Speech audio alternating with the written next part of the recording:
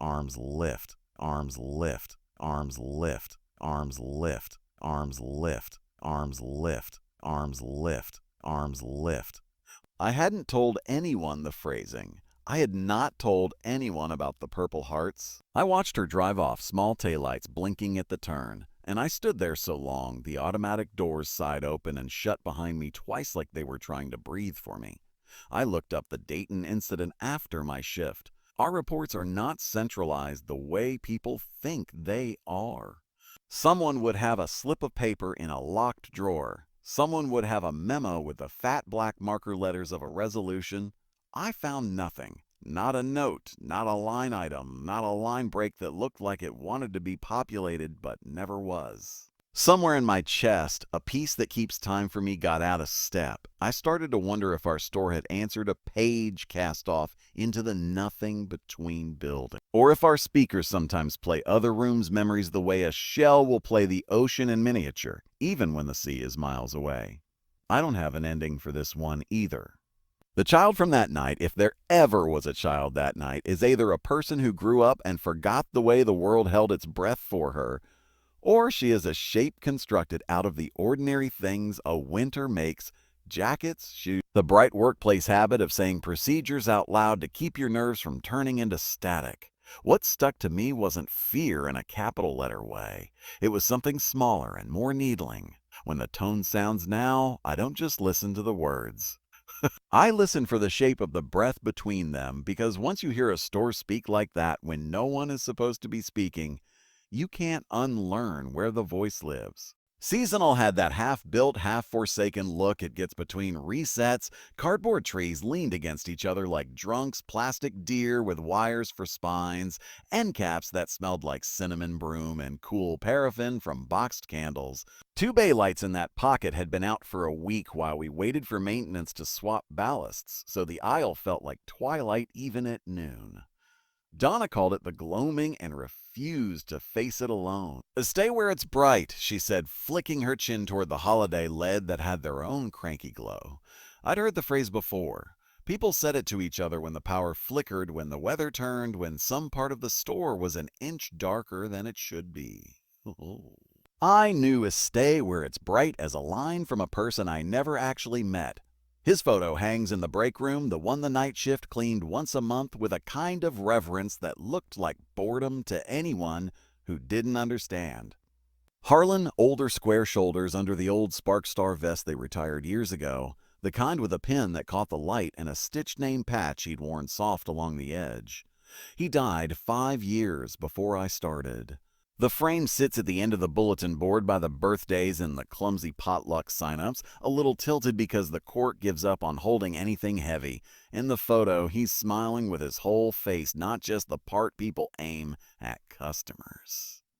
If you stay in the room long enough, you hear the stories. Harlan was the kind who walked families to their cars when storms blew sideways, who brought pallets out early for teachers because he knew August made them poor, who told new kids on "stay where it's brighter" when he found them wandering the back aisles with the kind of lost you can't admit to. It was a Tuesday when the light felt thinner, even though the roofs were clean and the sky outside was a blue you could knock on. Mid-afternoon, the intercom doing nothing special, the radio steady with Donna's task lists, Miguel humming at the scrubber, Earl asking, "Is it an emergency if the break room microwave smells like burning?" The front end was quiet. That particular lull between lunch crowds and after-school arrivals when the building takes a breath. I was doing the loop that makes me feel like a shepherd, even when there's nothing to herd. Front doors, service desk, seasonal walk, electronics glance, back to receiving. Seasonal was my last stop. The sign that calls it home and holiday hung at an angle like a question. I paused at the edge because that's where the light dipped. Half the bank burned out, a shade that changed the color of the boxes. In that trough, the candles looked like they'd been lit and then frozen mid-flicker. A kid's laugh carried in from 2 aisles over, then cut off, then came back smaller, like the way sound behaves in long rooms. I took my pen out of my pocket to add up ballasts. Seasonal, 2 down to the work order, already waiting for maintenance. I don't know why I noticed the smell then. Faint, clean wool, the kind of aftershave older men wear when they've picked one bottle for the last 20 years and just keep replacing it. It threaded through the cinnamon and the powdered sugar of fake snow. I told myself I was leaning too hard on stories. The first time I saw her, she wasn't scared yet. Mid-30s, hair in an elastic the color of a marker cap, kid in a hoodie riding the cart front while she tilted a box to read the small print no one ever reads. Her son had the expression all kids get in seasonal, a touch too much wonder for the human body to carry without moving. He reached for a glittering wreath with both hands like it might answer him back. He dropped back, then sidled. One small tide pulled down the aisle, just far enough that his mother's hand couldn't reach him without looking. It was nothing. It was the kind of nothing that makes you believe every story ends with a shrug. I kept walking. The air felt colder against my fingers the farther I went into that lightless slice. The box of lead icicles ticked, little plastic parts settling. An end cap mirror caught my shoulder and threw it back at me as a blur. Somewhere behind me, one of the deer made a hollow clack like a hoof tapping tile. Huckleberries. The store was the store, bright where it's bright, dark where it's dark on days you don't want to think about. I heard a page go up at the desk for a price check on apples and ignored it. It was not a come quick sound. It was Tuesday being Tuesday.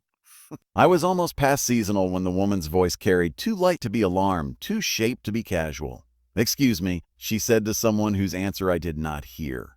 "Can you? I can't see him." I saw her again in the cut between aisles, one hand on the cart and the other out, palm at shoulder height, the way you reach for a sleeve without quite touching it. She was looking slightly down and to the left, the angle you take when you're listening to someone shorter than you are or older, or both. "He was right here," she said, and the air between her and nothing made space like it had been asked to. I was close enough to step in, but something in her posture made me hold a foot back. She wasn't panicking. She was listening. "Stay where it's bright," she said, repeating it as if confirming. The sentence made the hairs on my forearm lift. It could have come from anyone. The store itself teaches that phrase if you listen long enough, but the tone, the almost smile you put on to receive a kindness from a stranger, answered a person-shaped space. She started to move with that someone, cartwheels squealing a little, tracking out of the candle trough and toward the run of boxed lead that called themselves cool white and warm white like a moral choice. "A mom, son," I said gently, trying not to pop whatever delicate membrane had formed over the moment. She lifted a finger without looking at me. The universal 1 second you give a new arrival while you finish with the first. "Thank you," she told the air at her elbow, and for a second I could smell wool and the clean starch of a shirt worn careful.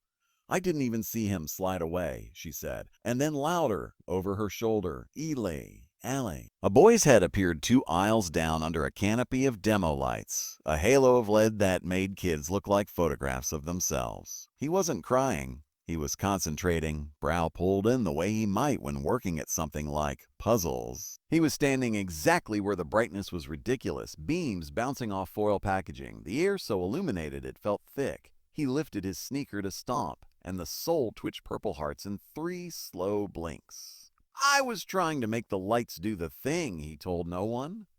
His mother's relief moved through her like a wind. You could see the moment she was light, and then the moment she remembered to put the weight back on so she wouldn't fall over. She looked back to her left to thank someone, to complete the loop that keeps the world from unraveling. "Why, your name." "Hi, what's your name?" "Oh," she asked. "I want to tell your manager." No one stood there. No one had come with her out of the candle shadow. She didn't stumble on the difference right away, not until her hand closed on the empty space where she'd been letting it hover. "Oh," she said, surprised like you get when a step isn't where your foot expected it. She laughed small to patch the feeling. "Gone already?" "Okay. Everything all right?" I asked, closing whatever polite distance I had left. She nodded, eyes shining in the unflattering lead way. "He helped me look," she said.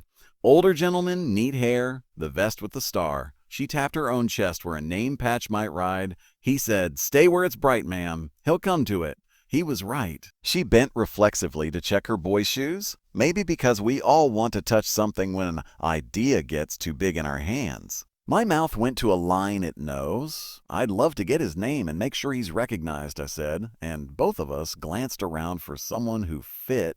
Seasonal at that hour, 2 high school kids breaking down a sled display, Donna checking a UPC with a sigh like punishment me. A gray hair, she prompted, and then, more certain, he wore the older vest, no zipper, the kind with the star. He had a little pin. She pinched her fingers like she was lifting it off the air. Her hand went up higher than it needed to, muscle memory of looking at someone a head shorter than an end cap. I didn't catch his name. Could be a vendor, I offered, not because I believed it, but because it's what you say when the edges of a thing want to spread. I got on the radio. Anyone up in seasonal fits older gentleman's star vest? Donna snorted. The closest we've got is me with a migraine. Miguel. Vendors in beverage and chips, both early 20s, can't grow a beard between them. Earl. The only gray hair is me, and I'm stuck under a sink that has decided to be a fountain. At the service desk, I cued the cameras like a nervous tick. Timestamp, aisle map, the joystick spin that makes me feel like I'm operating something heavier than a chair and screens. We found the spot where she looked down at the candles. The boy drifted left, a foot of distance that looked like nothing until it looked like absence. We watched her turn, speak to someone shorter and to her left. On the footage there was empty air. Her hand hovered exactly where you'd hold a sleeve. She smiled in a way that made me feel like I was intruding. She walked with a body at her elbow that the camera refused to see. I ran it twice. The boy appears in the lights like he'd followed a tide. In one frame, the demo sign stutters. Just a jitter, like the ballast beyond the aisle tried to cough, but the man beside her never makes it onto a pixel. I know what I saw, she said softly, half to me, half to the part of herself that wasn't prepared to be argued with. He was kind. That's what mattered. She pressed a palm over her sternum, a reflex I only see in people trying to settle a heart that tripped. If you see him, will you tell him thank you? I wrote the compliment because that's what you do. You capture kindness the same way you capture shrink, record it, file it, hope it balances something somewhere. Customer reports assistance from older associate in retired Spark Star vest. Provided calm direction in seasonal, assisted in locating child. Used phrases stay where it's bright. No name provided. I slid it into the folder for recognition. It felt like sending a letter to an address that used to be good. On my own form, the one no one sees app notebook, tape on the spine, a smudge where my thumb lives, I wrote, camera shows customer alone, interacting to left as if with shorter person. No associate on footage. Demo sign flicker at 14:22:17. I walked to the break room because my body knows that path when my mind doesn't. The photo board had warped a little from the heat on that wall. There was Harlan. The lace of white hair neat at his temples, mustache tamed into the idea of a smile. In the picture, he's in the old vest, the spark a bright little starburst at his chest. Someone once taped a paper star next to the frame. The point had broken off and curled, a small surrender. I had never met him. I had borrowed his phrase. I stood there long enough that one of the new kids came in, saw me looking, and sighed like the hard part of a story she'd heard before. You know, she said. He always told people during storms to stay where it's bright. Like, he'd corral families under the skylights when the weather went weird. What bird? If the lights go, you'll still have each other's faces, he said. Kinda sweet. She popped the microwave door like a punctuation mark. He always wore that old vest. Said he'd earned his stars and wasn't taking them off. Did he have a pin? I asked, and my voice came out too careful. A little safety pin he used to hold the name patch when it wouldn't stick, she said, and then went back to her phone. It was a nothing detail. It felt like a finger on my shoulder. There were explanations, and I lined them up neatly like boxes on a modular rack. Maybe she had seen a picture of Harlan without knowing it. Maybe someone had told her the phrase without meaning to. Maybe a vendor had slipped in and out, camera blind spot swallowing him. Maybe the old vest detail was memory salad. Old and new mixing into a composite. Maybe the store itself teaches people to imagine help. I walked back to seasonal and stood exactly where she had. I held my hand out at the height hers had hovered and felt ridiculous. The ballast above me hummed the same way electricity always does when you start to listen for a pulse that isn't yours. I replayed the footage more times than the job requires. On one pass, the boy's eyes catch the light at an angle that looks like they're reflecting something tall and human moving just out of frame.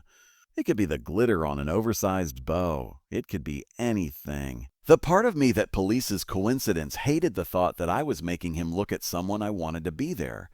The part of me that believes in how kindness leaves residue wanted to let the frame mean exactly what it felt like. Someone asked an old, worn-out kindness for 5 minutes more work. Key. In the weeks after, people brought up that phrase in little ways I couldn't separate from coincidence. Donna told a new cashier to stay where it's bright when she had to take deposits to the office. Earl said it to Miguel when the scrubber flickered and died in the dim between grocery and pets. I caught myself saying it to a dad in a thunderstorm when our power hiccuped and the doors stuttered shut.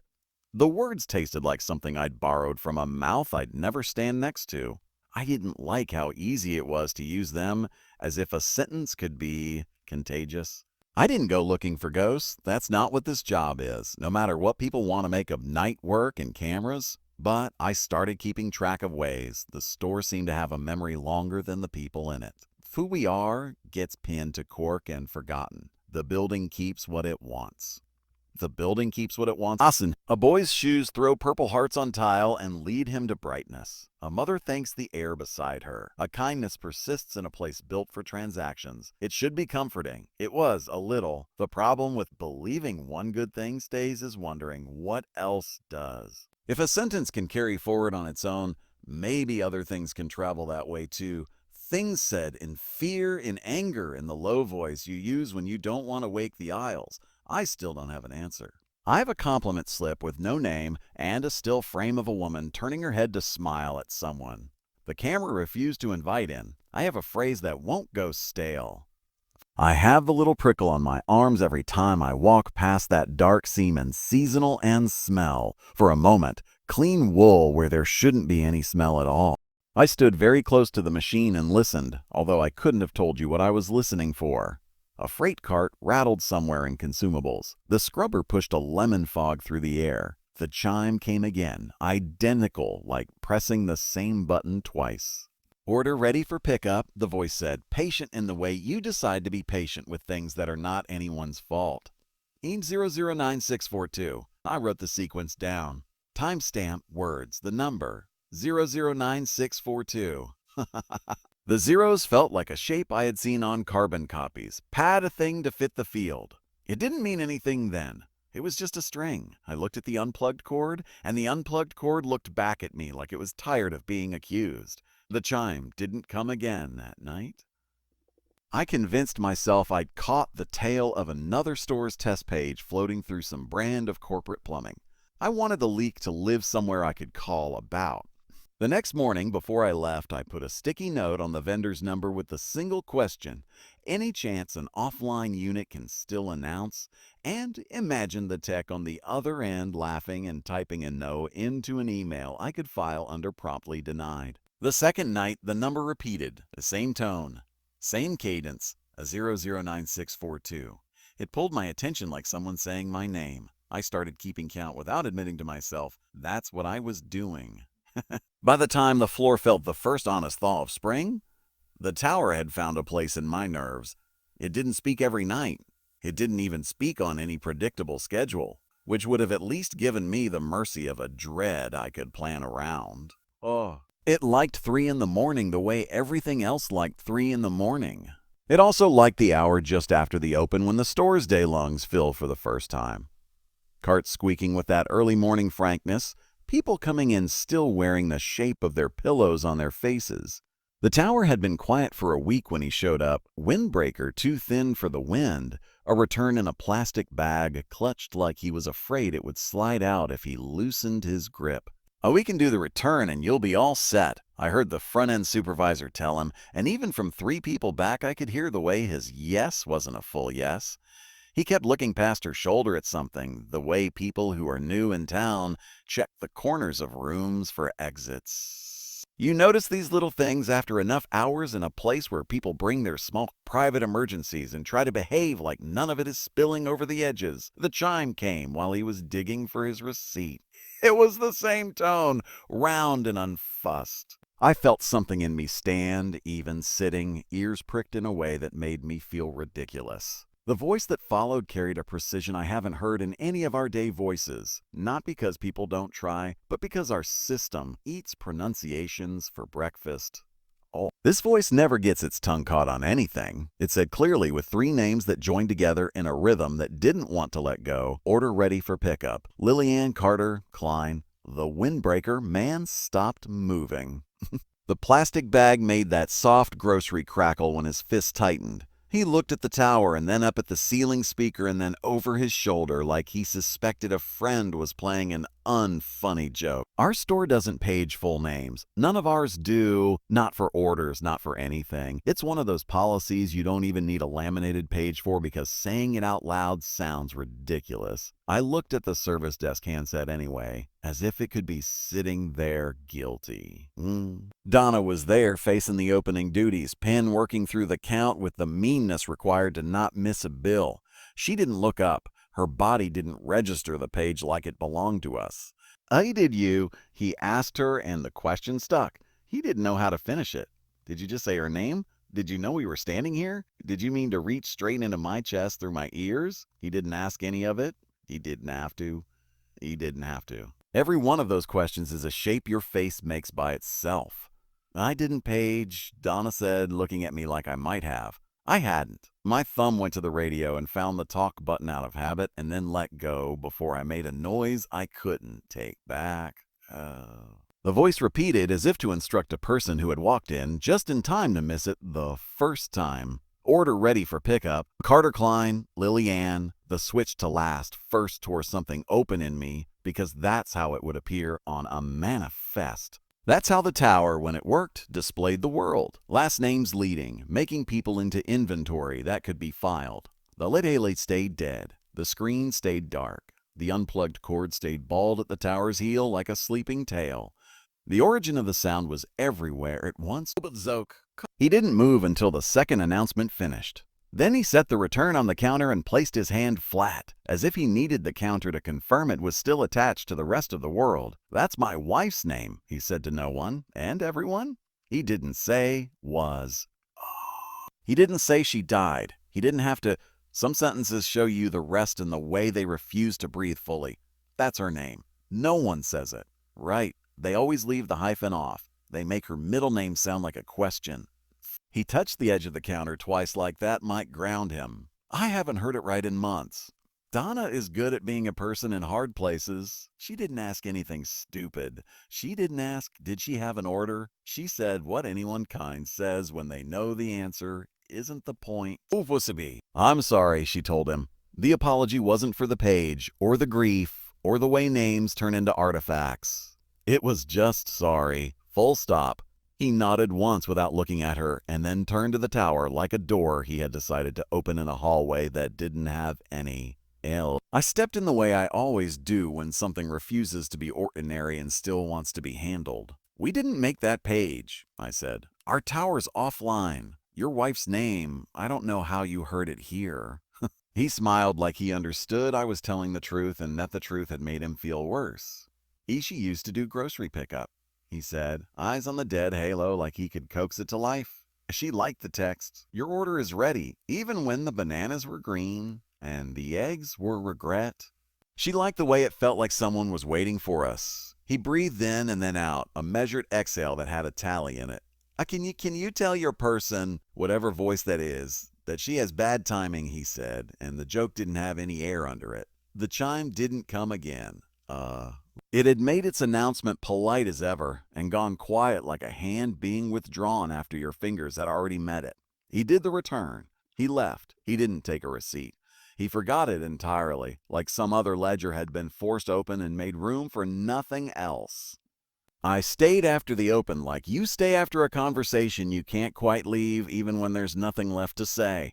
I checked the obvious because you always start there. You give the world a chance to behave. Paging log, the only lines were ours, the human ones. No automatic announcements, no device ID even trying to talk. The vendor's portal for the tower still showed gray, offline, last check-in 92 days ago, awaiting update. I found myself clicking refresh like an idiot. Like that page would learn something about the air in our building.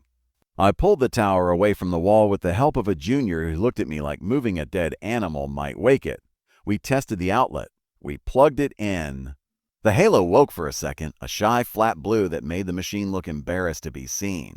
The screen flashed starting, and then slid back into its blank. The chime didn't come. Whatever voice we'd heard didn't live in that chord. I told myself the page was cross-bleed, a radio burp, a test broadcast from someone else's building that got itself snagged in our guts for a second. It's a cleaner story when it's a glitch. If you can keep it on the level of equipment, you can offer to fix a problem that isn't yours. I called the number that lives in the vendor binder under Pickup Tower Support and made a tech. Repeat a no.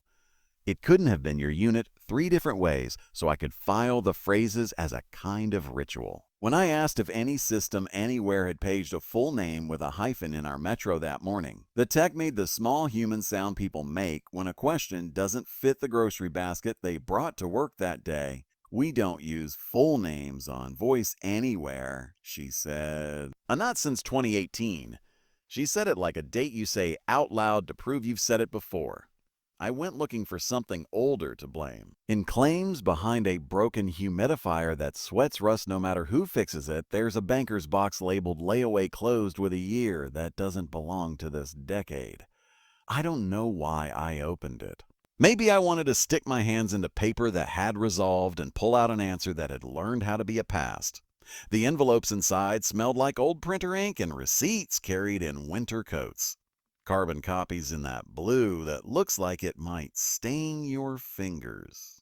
On the top third of the stack, an envelope with a name in a looping hand I didn't recognize. Next to it, a daub scribbled the old way, slashes and all, and off to the side like a math problem, someone had written 90,642 and then crossed out the first zero and made it 9,642. The sequence felt familiar before my brain told me why. 0009,642. I sat on the low stool claims keeps for the tedious work of deciding if a broken thing died on its own or was murdered. I had to set the envelope down because it felt like the paper didn't want to be warmed by my hands. I can't tell you what to do with a number that repeats on a dead machine's courtesy voice and on the corner of an envelope from a program that doesn't exist anymore. Maybe nothing. Maybe it's the kind of coincidence you build a conspiracy out of because otherwise it will just sit there and refuse to give you anything back. The name on the layaway envelope wasn't the name the voice had said. The handwriting was older. The items were unromantic. Twin sheets, 2 pillows, a crock pot. There was no line that said, "This will come back to you when you least expect it." I put it back. I wrote 9,642 in my notebook because putting numbers next to other numbers is how I convince myself a pattern won't be allowed to just hover above the ground. The man in the windbreaker came back 2 afternoons later and stood in the vestibule like the doors might refuse him. He told Donna he was sorry for walking out without his receipt and then didn't take it again. He asked nothing about the voice. He kept his head down when he passed the tower. Grief gives people enough to carry. The last thing I wanted to do was hand him a shape that didn't even have a name. "If you need anything," I said, and it sounded like the kind of line I hate hearing when I'm the one who needs something. He made the universal noise of someone who isn't going to need anything you can give and thanked me anyway. The tower spoke 7 more times that month. Sometimes it chose early morning shifts when we were too busy to stop and ask the air for paperwork. Sometimes it chose nights when the only witness was me and the lemon ghost of Miguel's scrubber. Always the same number first. Once it added in that undemanding nurse voice a "please retrieve from location B4. That cut in 2 strange directions at once. Comforting because it sounded like software, wrong because we don't label any location B4 anymore.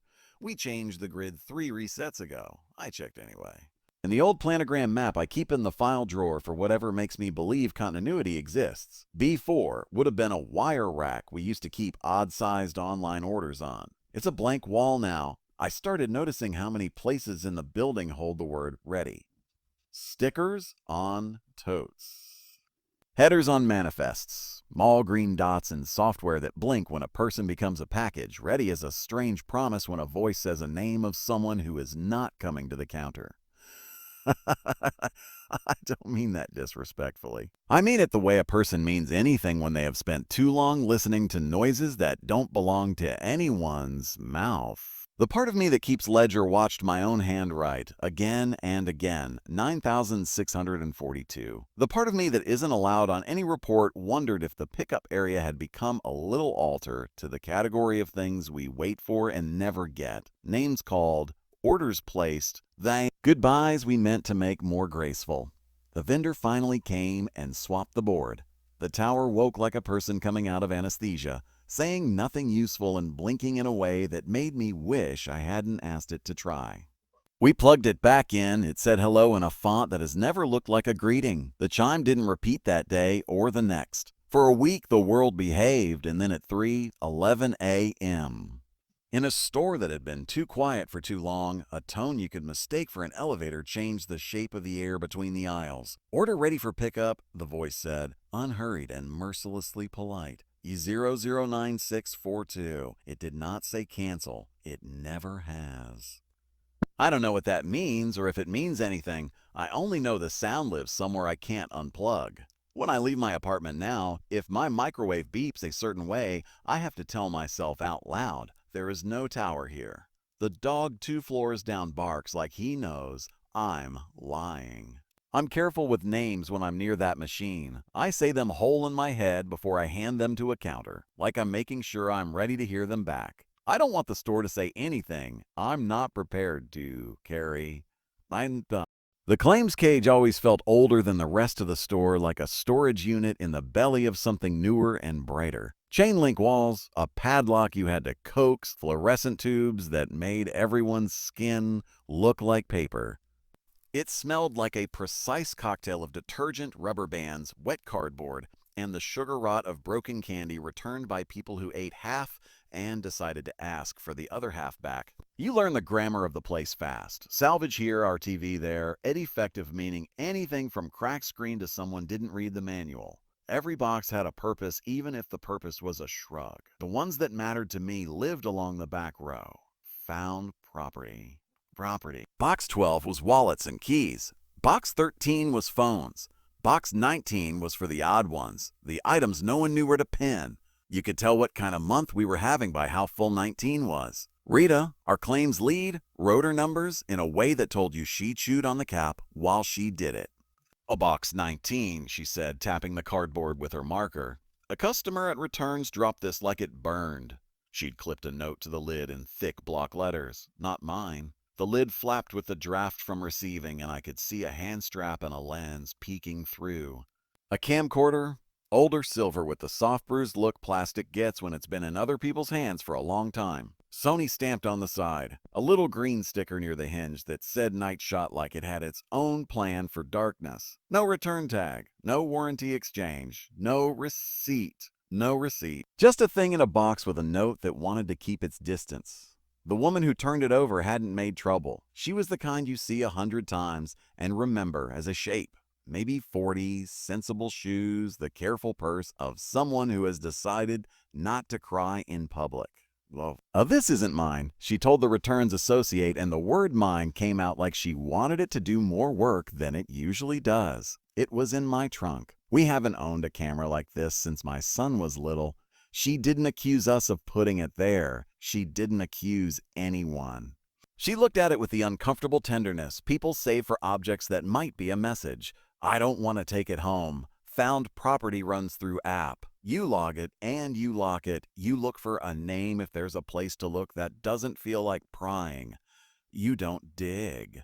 You don't go home with anything you didn't walk in with. The app office safe holds the little tin of rings and the terrible false teeth and the wad of cash someone shoved in a Kleenex and forgot. I added a line to the book. Silver Sony Handycam tape inside, turned at returns, customer note, not mine. The serial number was rubbed almost smooth under the hinge. My thumb could feel the indentations more than my eyes could read them. It had a tape in it. Mini DV, the little cartridge kind with screws like doll jewelry. Someone had written 19 on the label in Sharpie, which was funny in the way coincidences sometimes rub their shoulder against you. I told myself it was a parking spot number or a date someone had truncated, not an omen. The battery meter blinked 2 bars. Old batteries lie, but it meant there might be enough life to power on and scroll for a name without waking more than I wanted to wake. Earl came into the cage looking like he'd just wrestled a hose backwards. "What's in the mystery box?" he asked, already reaching for the flap. "A found camera," I said. "We'll see if there's a name." Saying it like that made it feel normal, like finding a wallet with a library card and calling the number. The camcorder fit my hand with that familiar creep of someone else's polish on the strap. I powered it up and got the mechanical whir I hadn't heard in years. The date on the LCD was wrong, 1/1/2003, but people never set those. I toggled to playback and saw in miniature a yard a dog with mud up to its chest, someone laughing so close to the mic the laugh turned into breath. Home video. I should have turned it off right there and bagged it. We only look for owner info, not lives. But that's what I told myself I was doing when I glanced at Rita, got a shrug, and said I'd take it to the office to check for a contact. The pages in my head with the rules felt heavy and laminated.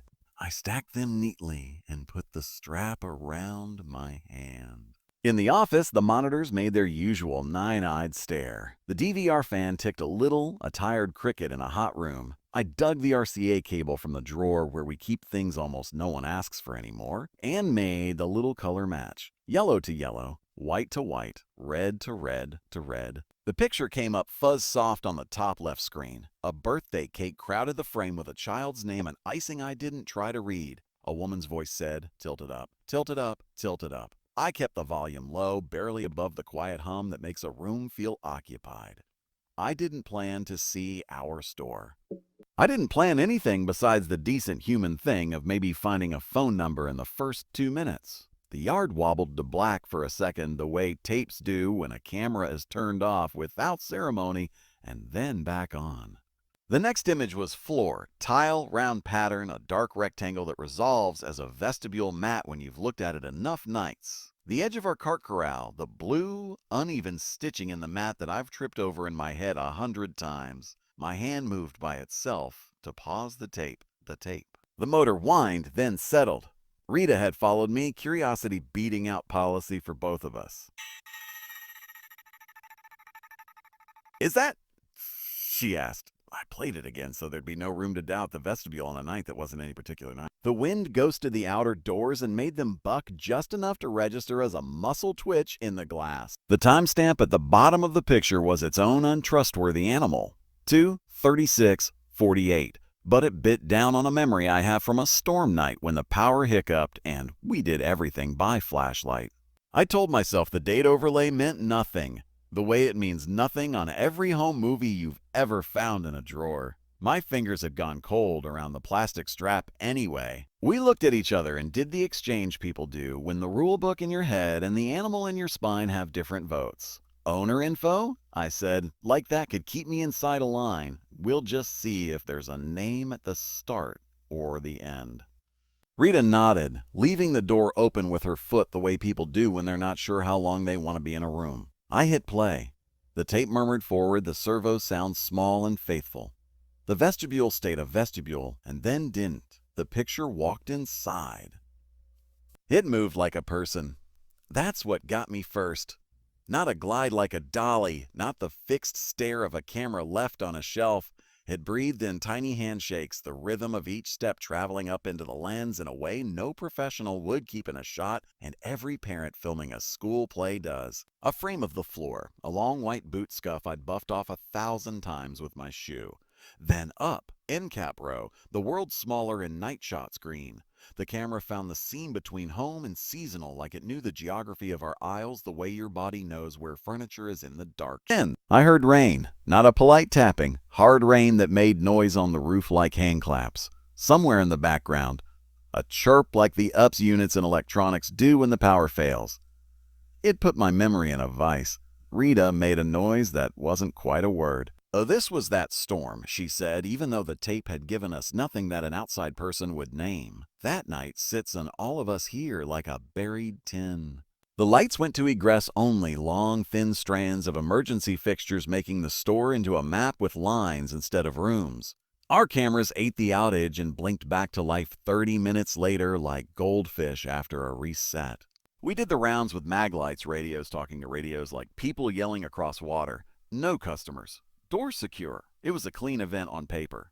Write it up, call the vendor, log the runtime, forget it. On the tape, the store wasn't dark. Not bright either. Something else.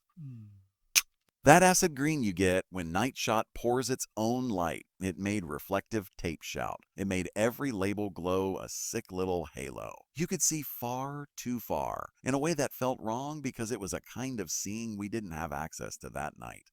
The camera turned down full chemicals and stopped dead for a breath. The clip strip at aisle 17 was turning slow and steady, the same lazy squeak I'd written down weeks back with no air to excuse it. The shot held it like the person behind the lens was waiting for someone to name it. The page tone trembled, faint as a remembered melody, 4 notes so low in the noise that I couldn't tell if the camera had caught them or I'd caught them or I was sewing them into the sound. Pause it, Rita said. I did. We leaned toward the screen like kids at a window. The timestamp at the bottom said 2:42:3, which is exactly nothing when you don't trust it and exactly the kind of detail your brain reaches for when you do. Our outage log says utility drops at 2:36, generator egress only to 3:5. The tape ran through that interval like it had been waiting to be told it couldn't. The shot cut a blunt mechanical hop. Now the camera sat higher, looking down over the service desk plexi at the handset. No human hand got us there. We didn't see motion. We didn't see a wrist, just a change in horizon. The handset looked too heavy for someone's voice, the way tools do when you're scared of them. The red message LED was dead the way it always is when the building is on its backup breath. The page button glistened. The audio picked up a sound I hate even when it's innocent. The half-formed static of someone thinking about depressing a radio talk key and then changing their mind. Another cut. The garden center, wind pushing at the plastic blinds, chain on the gate with a hook through the link like a word underlined twice. The camera was on the wrong side of that chain. Inside, looking through to where Donna had stood cursing the chimes. It rested for a long 3 heartbeats on a thing no one would film. A price card corner lifting and settling as if it were breathing. It didn't blow in any rhythm that matched the wind at the doors, and it didn't stop when the rest of the plastic moved. It was nothing except for how long you could look at it. I don't like that, Rita whispered and silently blessed her for being willing to put a simple shape around a complicated feeling. Cut. Electronics cage. Gate down. Return bins lined up like suspects. The camera peered through the mesh as if an eye could squeeze where a body couldn't. Up's devices chimed, the same interval you hear when everything goes from smug to uncertain at once. In that green, our planogram labels looked like bones. Cut. The family restroom door. The occupied slider showed red. Whoever held the camera, or whatever, it was inches from the wood, so close the finish fogged the edges of the frame. The fan sound came through as a constant like rain that didn't know when to stop. In the speakers low enough to convince me I was inventing it, someone's voice said it just a minute, but the way it hit the mic sounded like it came through material as if your throat had been wrapped in cloth. My mouth went dry. I began and didn't finish because what I wanted to say was we aren't to this story yet, and that made no sense. Cut. Hallway outside the app office. That's where my stomach dropped. Night Shot turned the wire reinforced window into a bright net.